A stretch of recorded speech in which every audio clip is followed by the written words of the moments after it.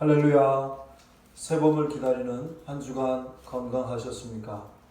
갈릴리 바다에 풍랑을 잔잔케 하신 주께서 우리 앞에 있는 파도를 잠잠하게 하실 것입니다. 두려워하거나 무서워하지 말고 주님 앞에 우뚝 서야 하겠습니다. 이 예배가 그렇게 되기를 바라며 우리 다 함께 예배의 자리로 나아가겠습니다.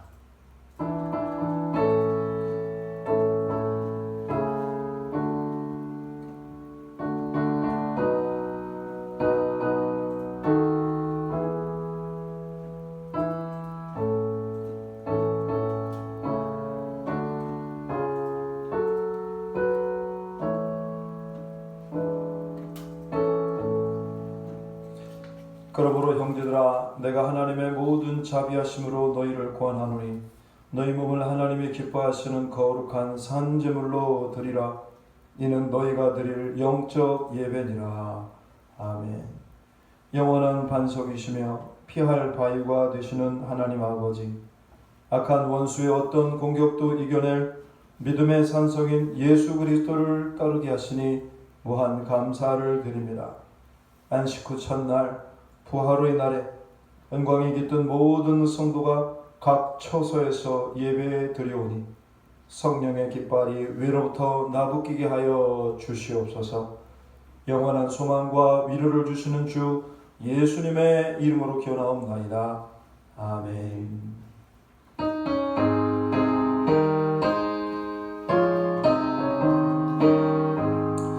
영광의 왕께 다 경배하며 그 크신 사랑 늘 찬송하라. 예부터 영원히 찬양되시니 그 영광의 주를 다 찬송하라. 능력과 은혜 다 찬송하라. 그 옷은 햇빛 그 집은 궁창 큰 불의 소리로 주도하시고 폭풍의 날개로 달려가신 저 아름답고 놀라운 일이 가득한 이 땅 다 주의 조화 그 힘찬 명령에 더 잡히다니 저 푸른 바다는 옷자락이라.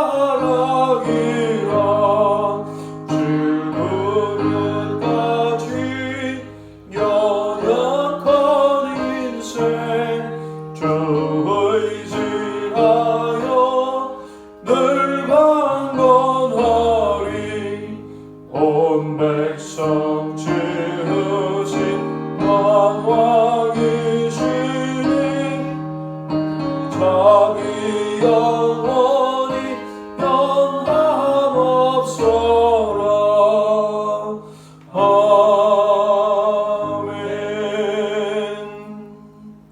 이 시간 우리의 신앙을 사도신경으로 함께 고백합니다. 나는 전능하신 아버지 하나님 천지의 창조주를 믿습니다.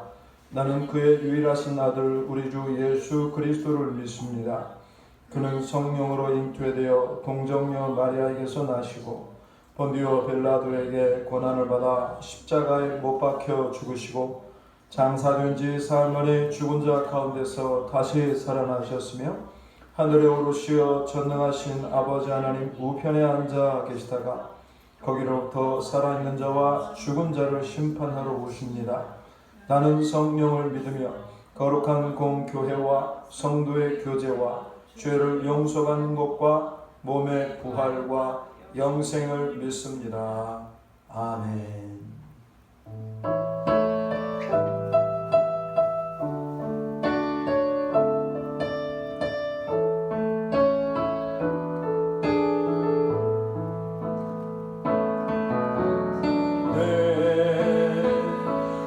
섬김이 천국에서 해같이 빛나리. 당신의 그 겸손이 천국에서 해같이 빛나리. 당신의 그 믿음이 천국에서 해같이 빛나리. 당신의 그 충성이 천국에서 해같이 빛나리. 주님이 기억하시면 좋가리. 예수님 사랑으로 가득한 모습, 선사도 흠모하는 아름다운 그 모습, 천국에서 해같이 빛나리.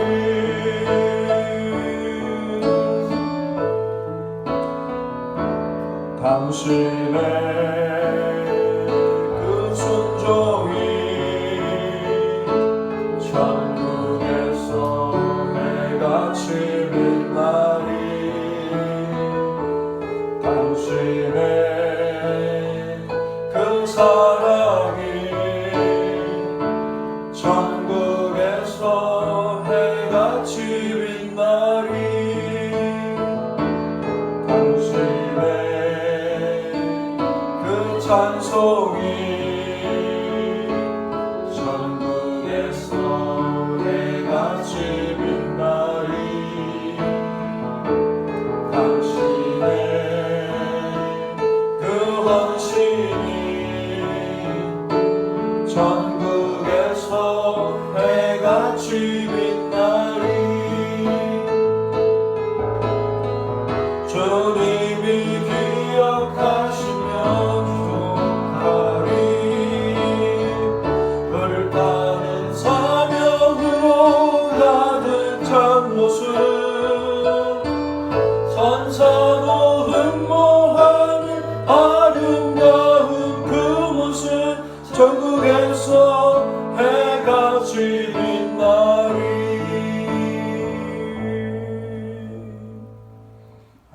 이 시간 우리 다 함께 우리의 기도를 주님의 기도로 드립니다. 하늘에 계신 우리 아버지, 아버지의 이름을 거룩하게 하시며 아버지의 나라가 오게 하시며 아버지의 뜻이 하늘에서와 같이 땅에서도 이루어지게 하소서.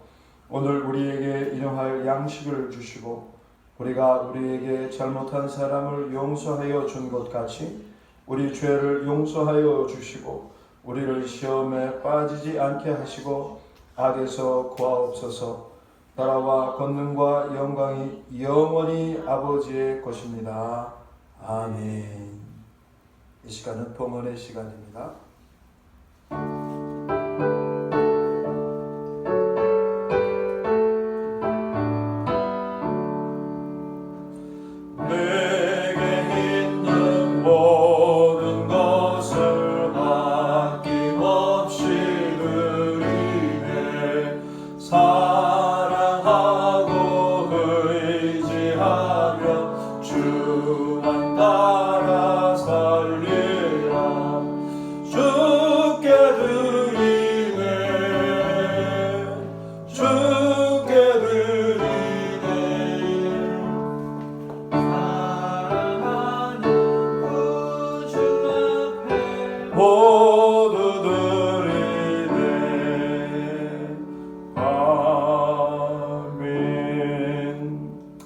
믿음으로 예물을 드리는 자에게 천국의 상급을 예비하신 하나님 아버지, 저희를 죄와 사망의 법에서 구원하시고 오늘 각 가정과 처소에서 생명의 성령의 법을 따르게 하시니 무한 감사를 드립니다.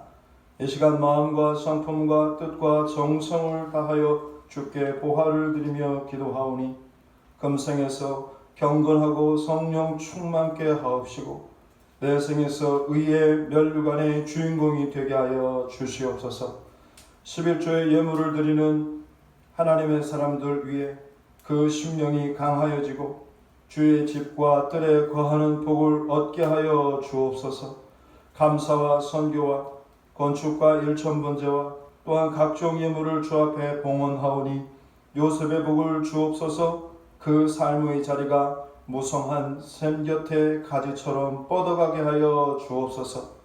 거룩하신 하나님, 영광의 다음 세대와 청년 세대들을 기억하여 주사 여호와를 경외하는 일에 앞장서게 하셔서 겸손과 영광과 죄물을 취하며 살아가도록 도와 주옵소서. 코로나로 인해 특별 기도를 주 앞에 드리오니 조국과 이 결의 위에 치유의 손길을 100배로 허락하여 주시옵소서. 바이러스가 더 이상 창궐치 못하도록, 극성을 부리지 못하도록 그 근원을 주님의 손으로 다스려 주시옵소서. 전 국민이 협력하여 사랑으로 이 재난을 이길 수 있는 지혜와 능력도 더하여 주옵시며, 또한 저 북녘에 있는 동포들에게도 긍휼을 베풀어 주시어서 주님의 사랑과 은혜 가운데 살아가도록 도와 주옵소서. 이 시간 정성을 다하는 손길마다 축복의 빛을 더하시고 교회는 성령 안에서 흥왕케 되어지게 하옵소서. 이 예물이 쓰여지는 곳에 하나님의 영광이 드러나게 되기를 바라옵고 주 예수 그리스도의 이름으로 기도드리옵나이다. 아멘.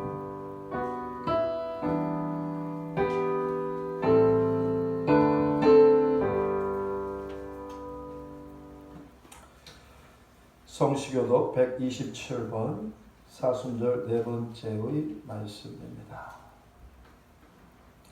교독합니다. 여호와를 자기 하나님으로 삼은 나라 곧 하나님의 기업으로 선택된 백성은 복이 있도다. 여호와께서 하늘에서 굽어보사 모든 인생을 살피시며 곧 그가 거하시는 곳에서 세상의 모든 거민들을 굽어 살피시는도다. 그는 그들의 온의 마음을 지으시며 그들이 하는 일을 굽어 살피시는 이로다. 많은 군대로 구원 얻은 왕이 없으며 용사가 힘이 세어도 스스로 구원하지 못하는도다. 우리 영혼이 여호와를 바라며 그는 우리의 도움과 방패시로다.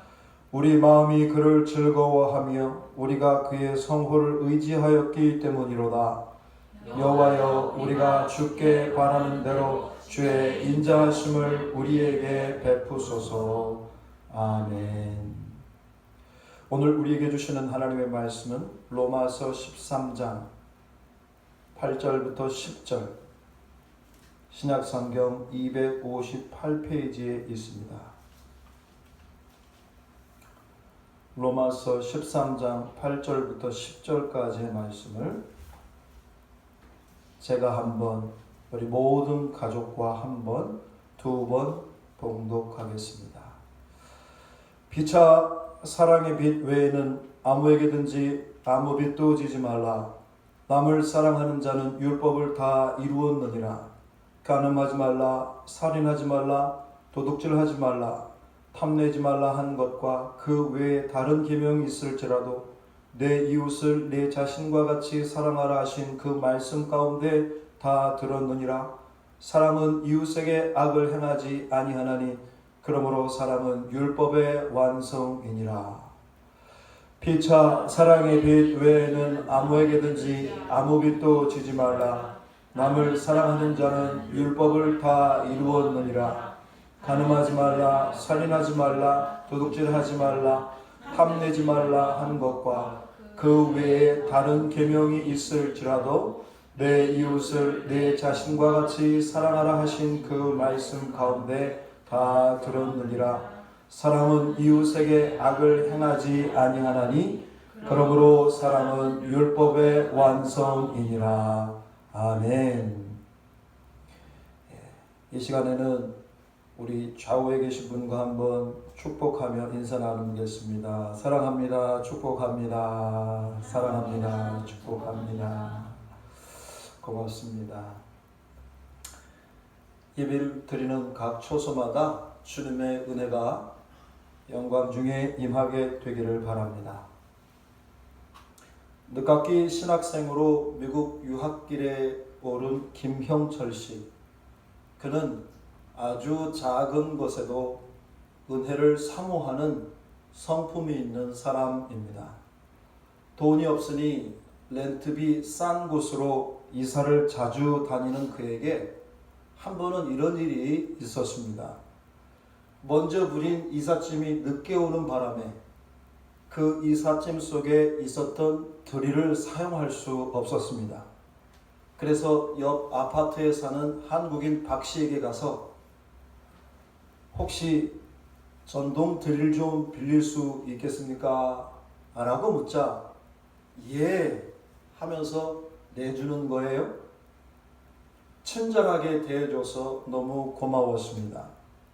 되돌려주고 자기 집에 돌아와서 앉아있는데 조립하지 않은 물건이 남아있는 것을 몰랐습니다.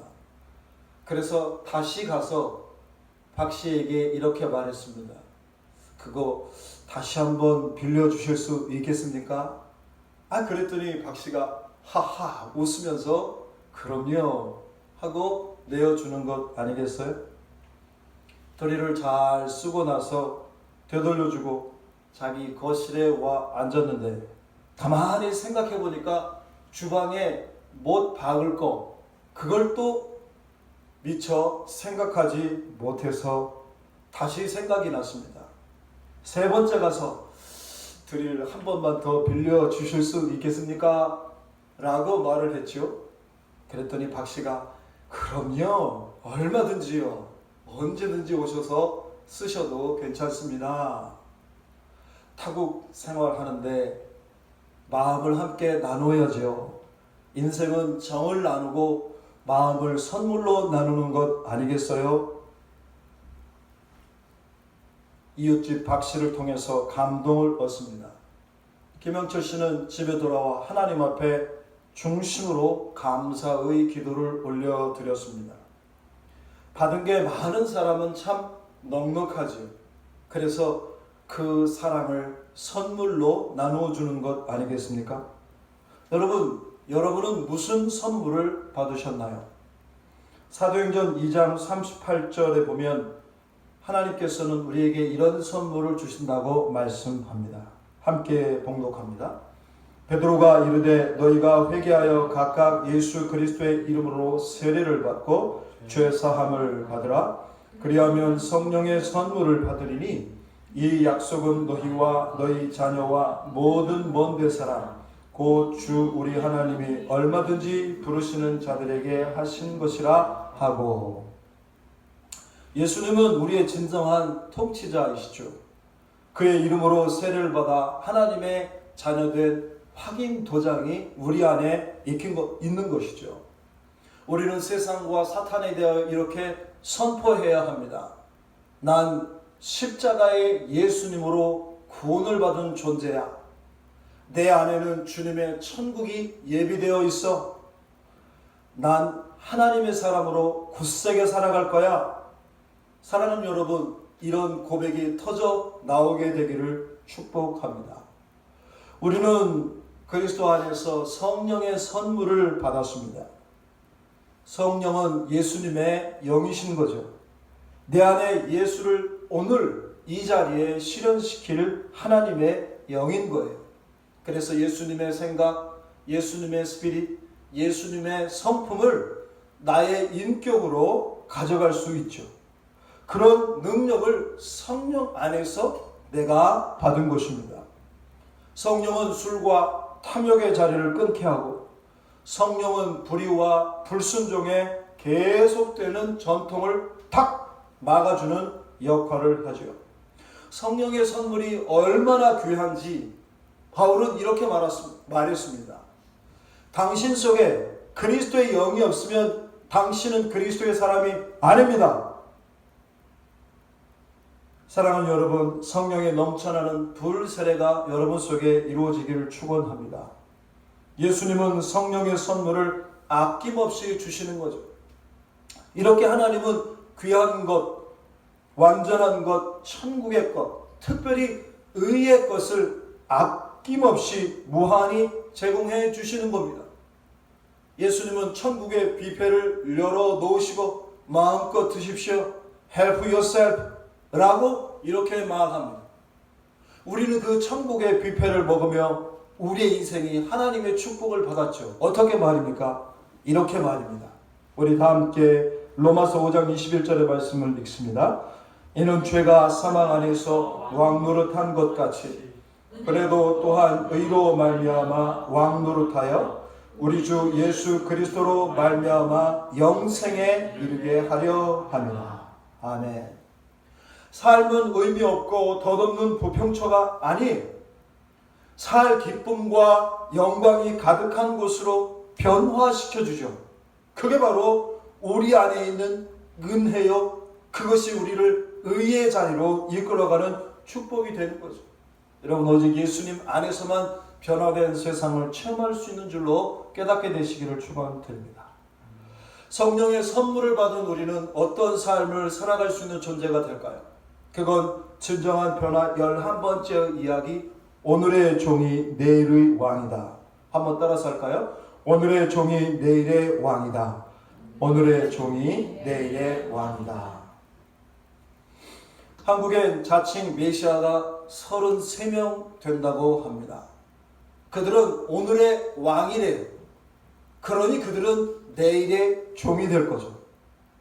지금 사탄의 종이 되니 내일 지옥의 불에 떨어질 것 아니겠습니까? 영광은 섬김을 통해서 오는 하나님의 진리를 발견해야 된다는 겁니다. 천국에서 왕노릇하려면 우리는 은혜의 빚이 없는 사람이 되어야 합니다. 여러분, 오늘 본 말씀 8절 함께 같이 봉독합니다. 피차 사랑의 빚 외에는 아무에게든지 아무 빚도 지지 말라. 남을 사랑하는 자는 율법을 다 이루었느니라. 아멘. 천국에서 왕 노릇하는 자, 그 사람은 부채 청산을 해야 한다는 거예요. 한국인의 직장인 평균 채무가 약 4,600만 원으로 소득보다 부채가 더 증가하는 것이 2018년의 통계라고 합니다. 빚의 종이 되고 있는 거죠. 여러분, 빚은 특징이 있어요. 뭐예요? 그건 꼭 갚아야 된다는 거예요.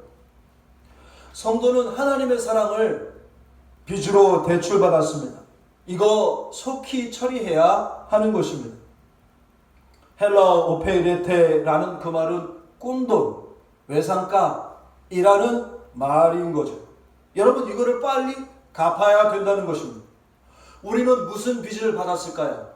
에베소서 1장에 보면 이렇게 말합니다. 함께 같이 읽겠습니다. 이는 그가 사랑하시는 자 안에서 우리에게 거저 주시는 바 그의 은혜의 영광을 찬송하게 하려는 것이라. 우리는 그리스도 안에서 그의 은혜의 풍성함을 따라 그의 피로 말미암아 속량 곧 죄사함을 받았느니라. 아멘. 하나님은 예수님 안에서 거저 주시죠. 구원을 그냥 주신다는 거예요. 이 은혜가 얼마나 풍성한지 내 안에 있는 죄사함을 완전히 이렇게 놓으신 것입니다. 죄인 중에 괴수인 나를 위해 예수님이 죽으셔서 구원의 선물을 주신 겁니다. 그래서 우리는 또다시 다른 영혼을 살리며 전도하며 인생의 삶을 살아야 되죠. 이 사랑에 감사하고 또 감사하여 은혜의 빚을 갚는 사람은 천국의 왕 노릇할 존재가 되어진다는 것입니다.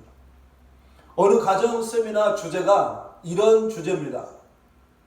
아침 키스가 남편의 연봉을 높인다. 부부가 서로 은혜의 종, 사랑의 노예가 되니 한마음 한뜻 되는 것 아니겠어요? 어느 남편이 벤처 사업을 합니다. 처음에는 그 사업이 얼마나 불일듯 잘 되었는지 더 많은 돈을 얻어다가 투자를 했는데 아니 그만 그 사업이 안 되고 말았습니다. 자기의 전 재산을 잃고 심지어 건강마저 잃고 시리에 빠졌습니다. 그런데 그 아내가 이렇게 말을 합니다. 나가서 되져버려. 구약 성경의 욥의 이야기입니다. 욥은 아내도 내 숨결을 싫어한다 라고 말하며 탄식했습니다. 여러분, 이게 빚 없는 사람의 말이겠어요? 은혜를 갚지 아니하면, 빚을 갚지 아니하면 내일의 왕의 자리에 설 수 없어요. 악한 영 사탄은 인간에게 딱 한 가지를 원하죠. 너 구원받지 못했다니까? 내게 하나님의 자녀라는 말은 싹 잊어버려야 해.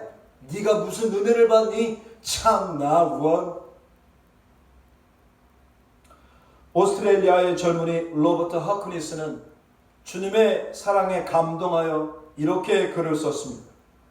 사랑이 구주를 죽게 했네. 왜 날 사랑하나?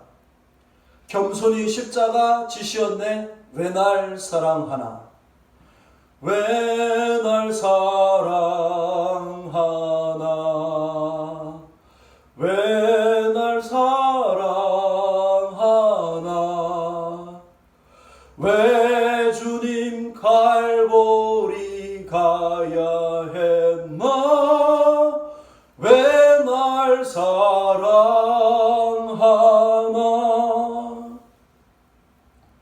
사랑이 그를 지배하는 순간이요, 구원의 빛이 임하는 순간이죠. 그는 그리스도의 사람으로 살기로 결정하는 것 아니겠어요? 우리 인생은 이 땅에서 주님의 빚을 받은 존재가 되는 것입니다. 그래서 우리는 이 빚을 갚는 생애로 하나님께 채무청산을 빨리 해 나가야 합니다. 한 사람의 범죄로 사망이 이 땅에 들어왔어요.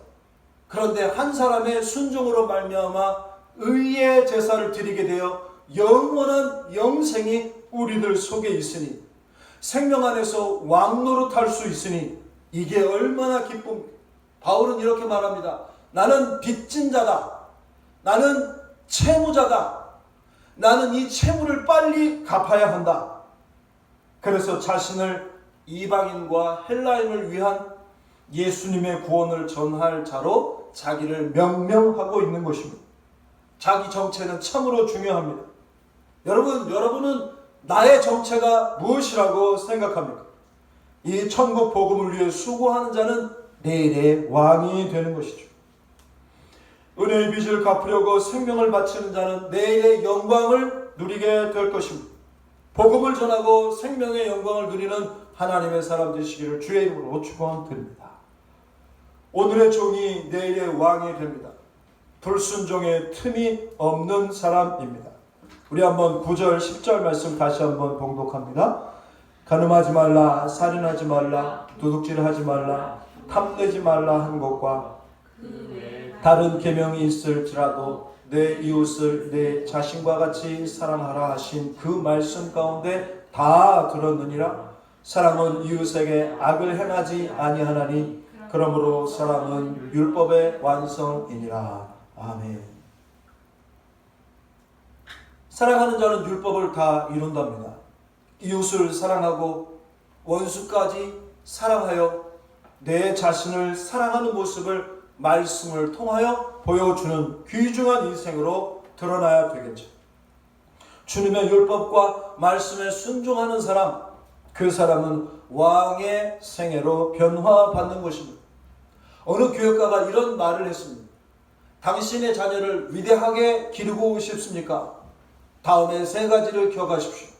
누구에게 순종하느냐, 어떻게 순종하느냐, 언제 순종하느냐, 이 세 가지 명제에 달렸습니다. 정말 공감합니다. 여러분, 하나님에게 시시때때로 성령으로 순종하는 자, 그 사람 내일의 종으로 전락하겠어요? 내일의 왕이 되는 기준이 뭐예요?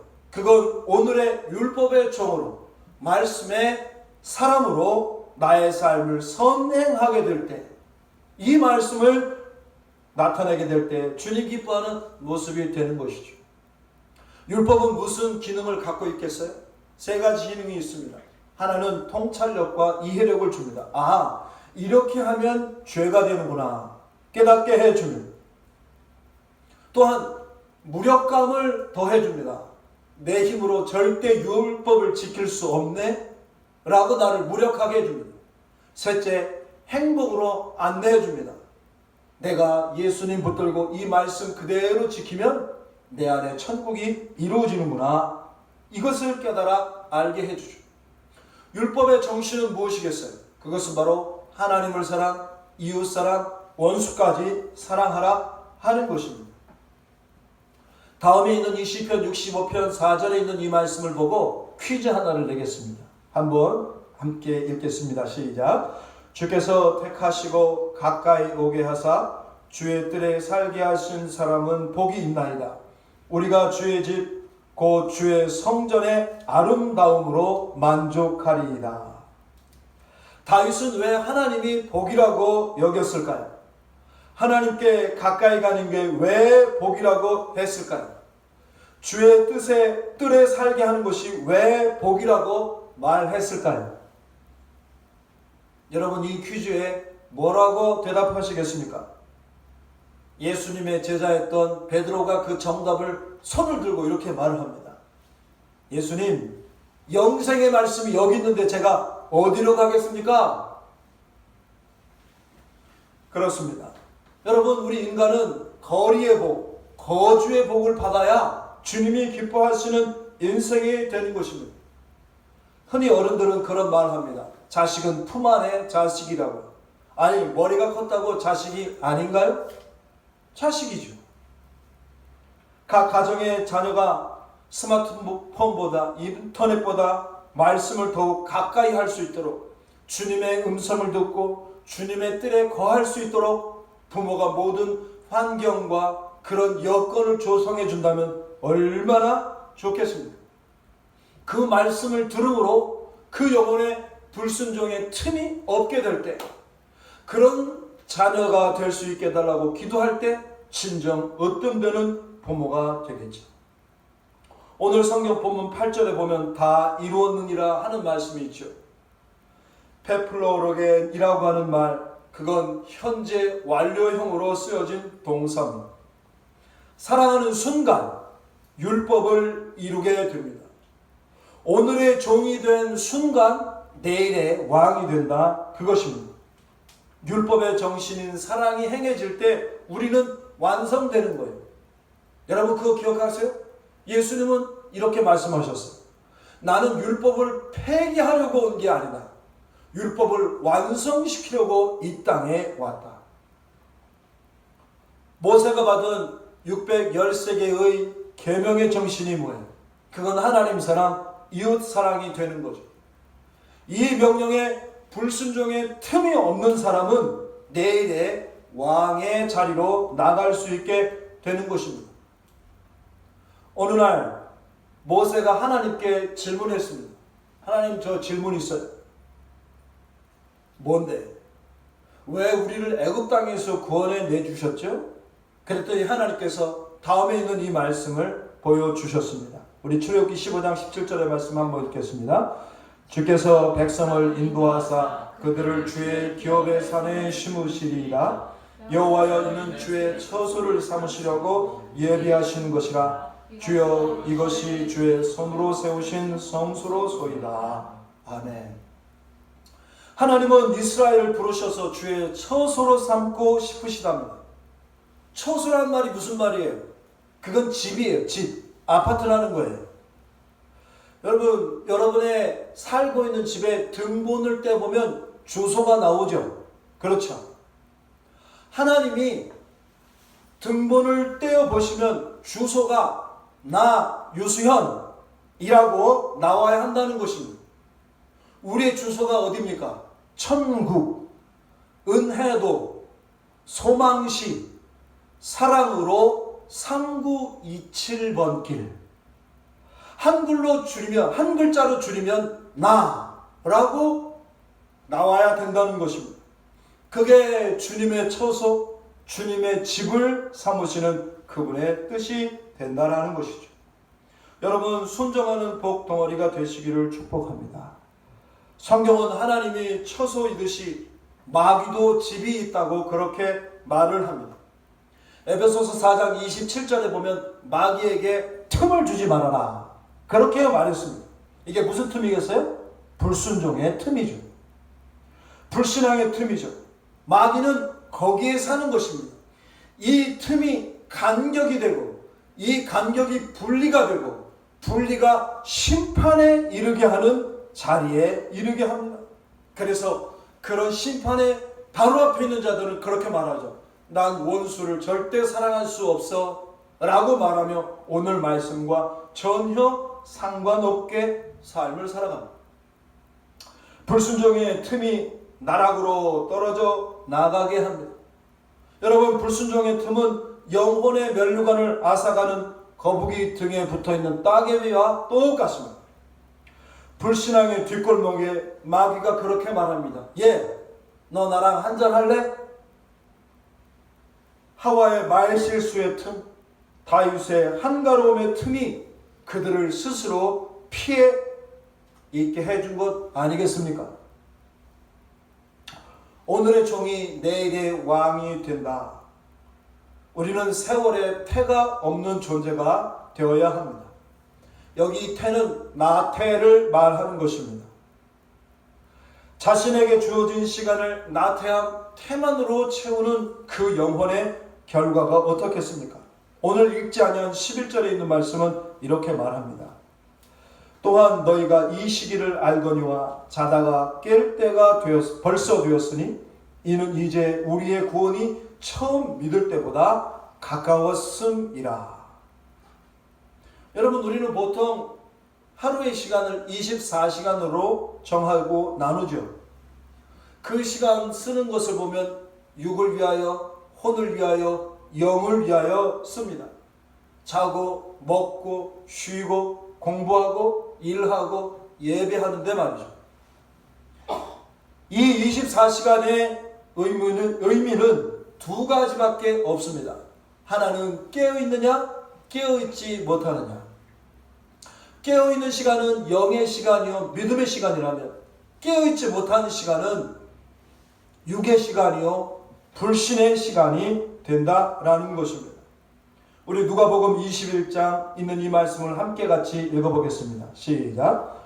너희는 스스로 조심하라. 그렇지 않으면 방탕함과 술 취함과 생활의 염려로 마음이 둔하여지고 뜻밖의 그날이 덫과 같이 너희에게 임하리라. 너희는 스스로 조심하라. 뭘 조심하라는 거예요? 우리가 깨어있지 못하면 그 시간 사용하는 거 하나님의 기쁨을 드릴 수 없겠다, 그 말이 되는 것입니다. 코로나로 인해서 우리 주위에 많은 사람들이 불안하고 떨고 지내며 자신의 삶을 어떻게 할 줄 모릅니다. 나도 코로나이면 어떻게? 콜록콜록. 나도 양성 반응을 일으키면 어떻게? 내 목이 따끔거려. 열이 있어. 나 걸린 것 같아. 라고 말합니다. 여러분, 손 잘 씻고 마스크 하면, 그래서 사회적 거리를 잘 두면 괜찮게 되는 거죠. 강건하게 되시고 담대하게 되시기를 축원합니다. 그보다 더 중요한 것이 있죠. 그게 뭐예요? 그건 바로 우리의 시간을 세월의 태가 없게 하고 우리에게 깨어있으라 부탁하시고 스스로 조심하라 하신 그 말씀의 뜻을 이루는 삶. 이게 하나님 기뻐하는 모습이 되는 거죠. 깨어있지 못하는 사람은 사랑하지 않아요. 세월의 태가 있는 사람은 이웃을 업신여기죠.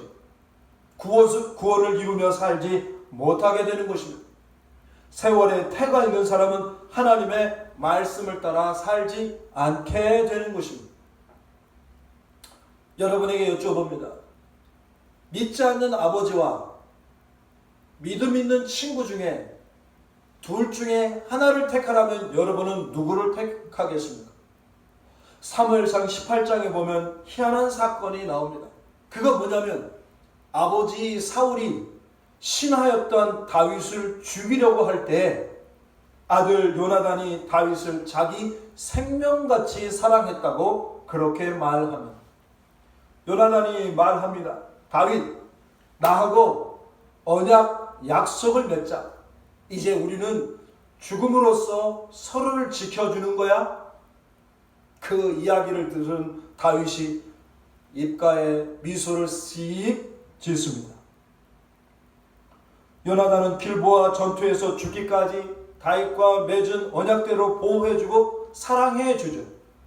다윗도 그 언약대로 요나단의 아들 무비보셋을 자기 아들처럼 먹고 마시는 자리에 있게 하지 않습니까? 이 두 사람은 사랑의 태가 없고 세월의 태가 없고 언약의 부지런함이 있는 자들입니다.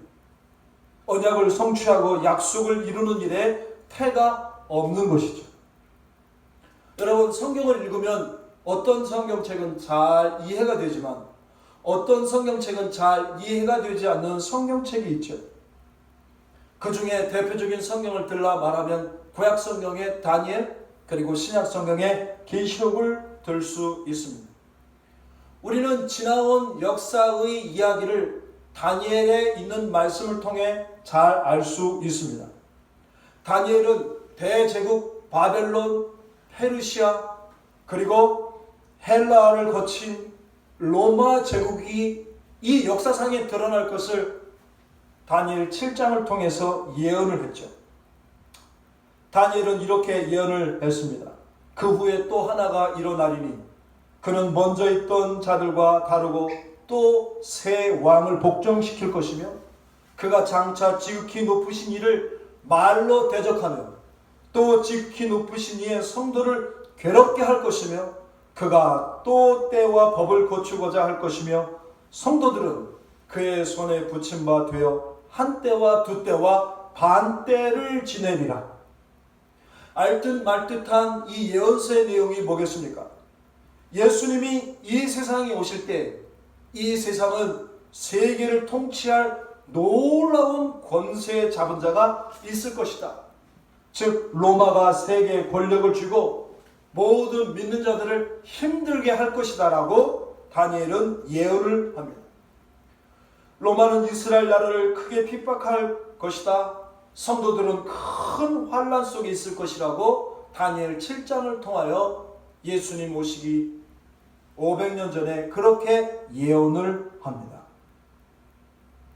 초림 예수님 오시기 전의 모습을 예언한 것이죠. 계시록 12장 13절에 보면 이런 말이 있습니다. 우리 한번 같이 읽겠습니다. 시작.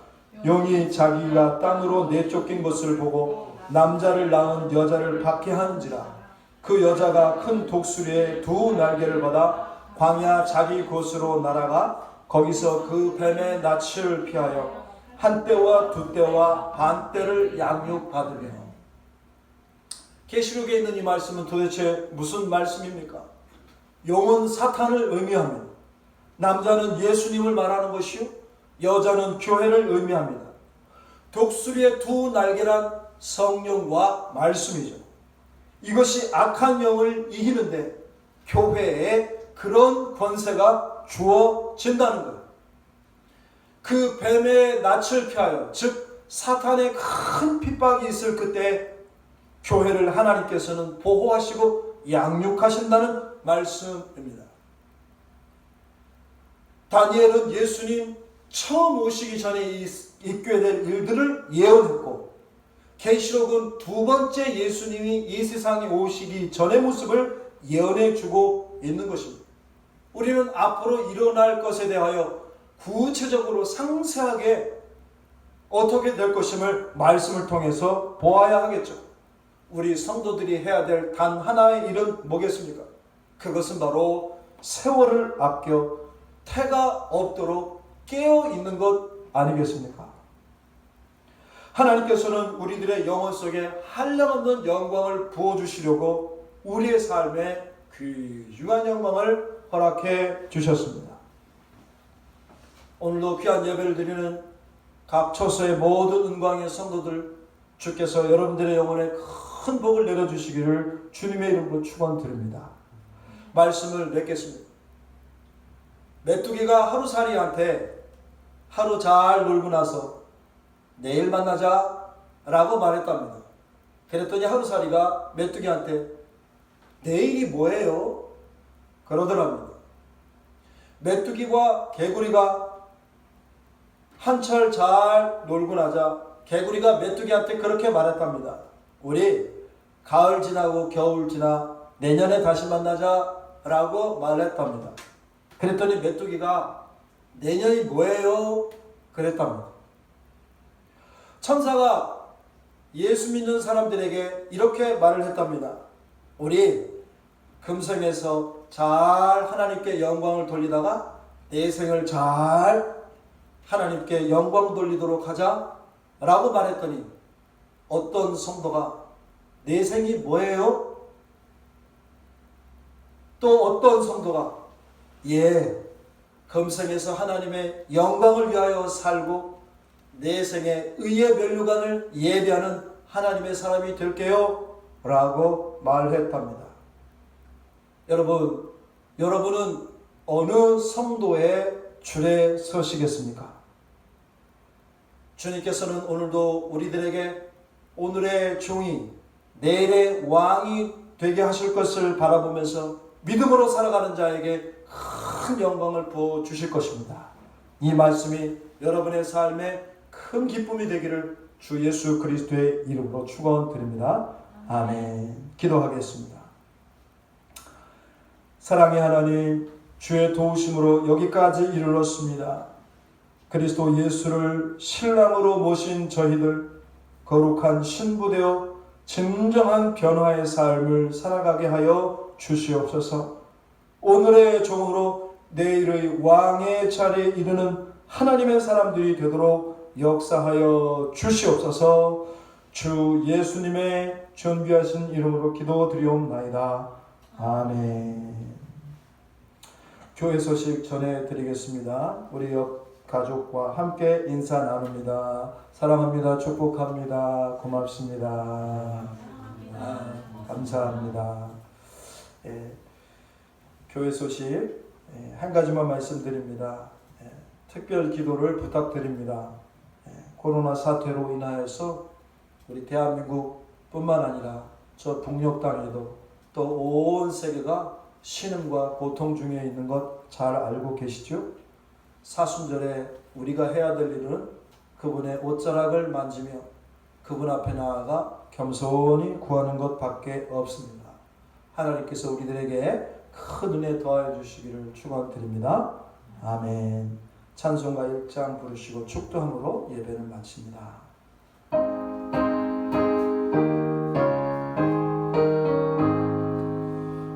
만복의 근원 하나님 온 백성 찬송 드리고 저 천사여 찬송하세 찬송 성부 성자 성령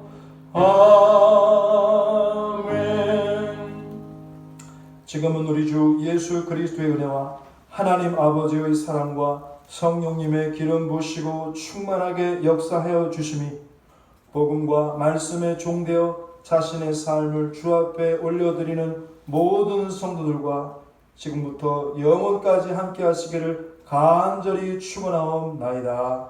아멘.